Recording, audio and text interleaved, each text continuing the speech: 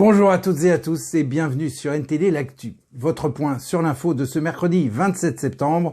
On va évoquer entre autres l'utilisation du 49.3 par le gouvernement, l'alerte lancée sur l'aspect dégradant que donne l'industrie de la pornographie pour l'image des femmes, les rebondissements liés au procès de Mohamed Lamine Nabérouz et comme d'habitude, nous reviendrons sur l'actualité internationale. En France, donc, le gouvernement est sur le point d'utiliser l'article 49.3 pour faire adopter la loi de programmation des finances publiques. Cette loi fixe la trajectoire budgétaire du pays jusqu'en 2027 avec pour objectif déclaré de réduire le poids de la dette et de ramener le déficit public en dessous de 3% du PIB à la fin du quinquennat. Le gouvernement considère cette loi comme fondamentale pour la crédibilité budgétaire de la nation, notamment vis-à-vis de Bruxelles. Et le Haut Conseil à l'égalité entre les femmes et les hommes, ou HCE, lance l'alerte sur l'industrie de la pornographie. Une étude menée par la commission Violences faites aux femmes du HCE a examiné pendant plus d'un an les vidéos pornographiques en ligne. La majorité des contenus sont extrêmement violents et dégradants. On pouvait s'y attendre. Ce rapport vise à réveiller les politiques et l'opinion publique concernant les réalités de l'industrie pornographique. Et plus de 40 000 disparitions d'enfants ont été signalées en France en 2022. Parmi celles-ci, 1140 ont été qualifiées d'inquiétantes, comme celle de la jeune Lina dans le Bas-Rhin.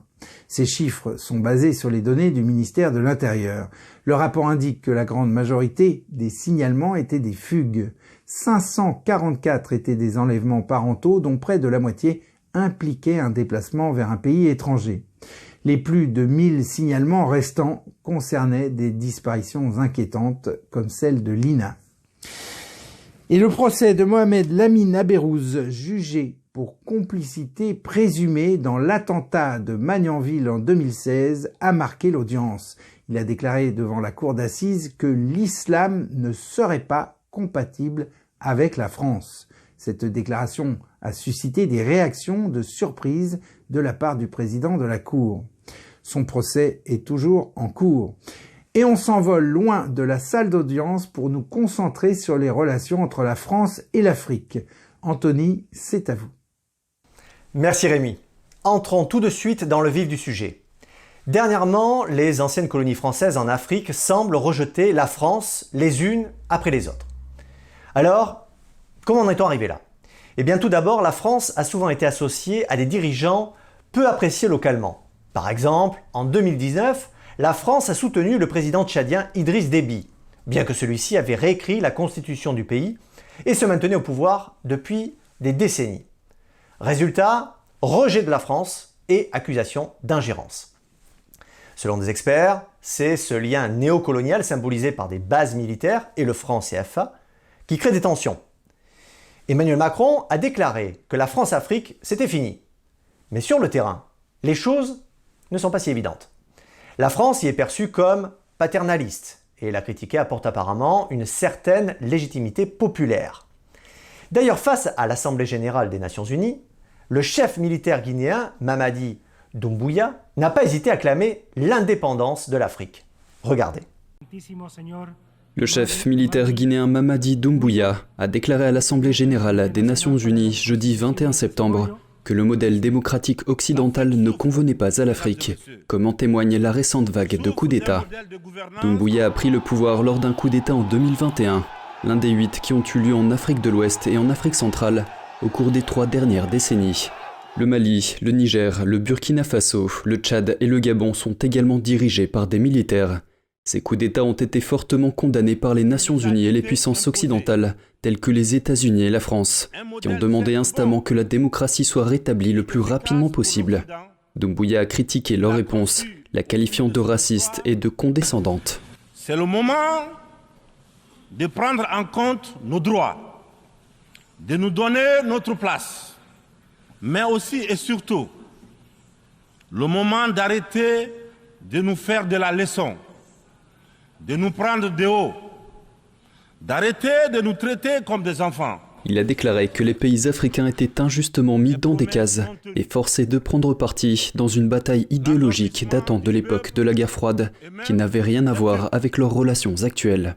Nous ne sommes ni pro, ni anti-américains, ni pro, ni anti-chinois, ni pro, ni anti-français, ni pro, ni anti-russe, ni pro, ni anti-turc. Nous sommes tout simplement pro-africains. C'est tout. Doumbouya a pris le pouvoir en renversant Alpha Condé. Le président guinéen, alors âgé de 84 ans, était au pouvoir depuis des dizaines d'années et avait modifié la constitution pour briguer un troisième mandat, déclenchant de nombreuses manifestations. Depuis le coup d'État en Guinée, le président par intérim, Doumbouya, a suspendu la liberté de manifester.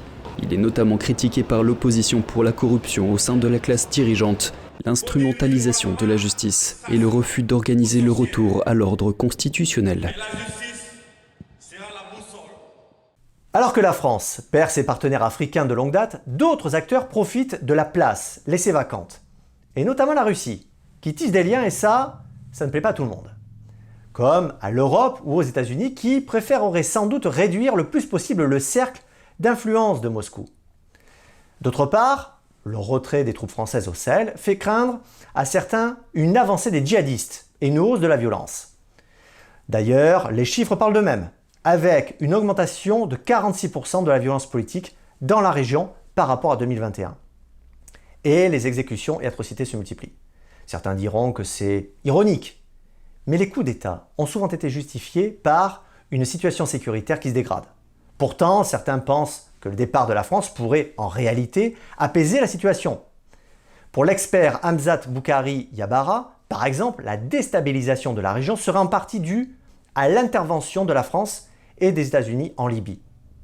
Alors, est-ce que le départ des troupes va apaiser ou aggraver la situation? Difficile à dire pour le moment. Dites-nous ce que vous en pensez dans les commentaires. Rémi, c'est à vous. Merci Anthony, et en attendant les commentaires des téléspectateurs, on va parler des États-Unis. Les États-Unis qui ont récemment livré une trentaine de chars d'assaut Abrams à l'Ukraine. Cependant, le Kremlin reste imperturbable, affirmant que ces chars ne changeront pas le rapport de force avec l'armée russe. Le porte-parole de la présidence russe a même déclaré que les chars Abrams brûleront bientôt sur le champ de bataille. Bien que les États-Unis augmentent leur implication dans le conflit, l'armée russe affirme être en mesure de contrer les attaques ukrainiennes. Et le président du Parlement canadien, Anthony Rota, a démissionné après le scandale qui a suivi un hommage rendu par erreur à un vétéran ukrainien ayant combattu avec les nazis pendant la Seconde Guerre mondiale. Monsieur Rota a annoncé sa démission, exprimant ses profonds regrets pour cette erreur. Cet hommage a suscité une grande controverse au Canada. Et de fortes tensions entre la Chine et les Philippines en mer de Chine méridionale. Les gardes-côtes philippins ont retiré une barrière flottante installée par la Chine près du récif de Scarborough. Cette barrière, considérée comme une violation claire du droit international, entravait l'accès au récif riche en ressources halieutiques. Et on reste sur le thème de la Chine et de ses relations dans le monde, mais cette fois-ci, c'est sa relation avec la France qui retient notre attention. Vladia, vous avez des choses à nous dire, il me semble, on vous écoute. Merci Rémi, bonjour à tous. Comment se comporte la France face à la Chine communiste? C'est une question sérieuse pour beaucoup d'observateurs et il semblerait que le positionnement du gouvernement français ne soit pas si clair que ça. D'une part, en avril dernier, Emmanuel Macron et le président chinois Xi Jinping ont fait une déclaration commune qui faisait la promotion d'un traitement équitable et non discriminatoire des demandes de licence des entreprises chinoises. Ici, le sens des mots équitable et discriminatoire est malheureusement très relatif en fonction de la grille idéologique qui sous-tend ce genre de déclaration. En 2019, suite à des soupçons d'espionnage, le gouvernement a ordonné le démantèlement des installations de Huawei d'ici 2028, en particulier au niveau des villes où se trouvent des bases militaires comme Brest et Toulon par exemple. Mais démanteler ces installations coûte énormément d'argent aux opérateurs. Bouygues Telecom et SFR ont donc exigé des dédommagements faramineux à l'État, ce qui n'arrangeait pas les finances déjà en grande difficulté du gouvernement français. L'Élysée a donc discrètement accordé un répit jusqu'en 2031 à SFR et Bouygues Telecom, qui pourront continuer d'utiliser les antennes de Huawei dans certaines villes jusqu'à cette date. D'ici là, le gouvernement actuel ne sera plus au pouvoir, ce seront donc les autres qui devront traiter ce dossier. C'est un coup dur pour l'image de la France qui, comme vous le voyez, ne fait pas preuve d'une grande vigueur sur une importante question de sécurité nationale comme celle-ci. Et pour rester sur le même thème, je voudrais partager avec vous le point de vue de Jean-Maurice Ripper, un ancien ambassadeur français en Russie et en Chine. Selon cet ancien ambassadeur, il est nécessaire d'adopter une diplomatie de combat basée sur des convictions fortes pour faire face au régime autoritaire. Ripper souligne également que le système des Nations Unies n'est probablement plus adapté à la réalité actuelle du monde. En ce qui concerne la Russie et la Chine, Ripper affirme que les objectifs et les méthodes de ces deux régimes sont différents. La Russie cherche à reconstituer une sorte d'empire basé sur des références plus soviétiques que monarchiques. Le par-dessus semble conservateur, mais la structure reste bien loin de la tradition et de ses valeurs.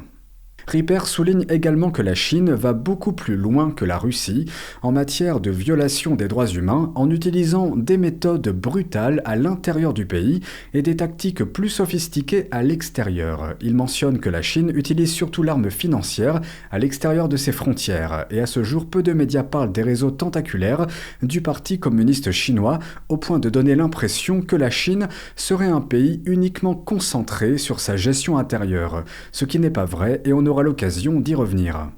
Dernier point qui va certainement faire bondir certains internautes, Ripper souligne l'importance de l'Europe qui est un levier diplomatique puissant, c'est-à-dire qu'au-delà des controverses liées à la structure de l'Union européenne et à l'idéologie mondialiste, c'est une puissance qui, très concrètement, bloque l'expansion du PCC. La situation est assez complexe.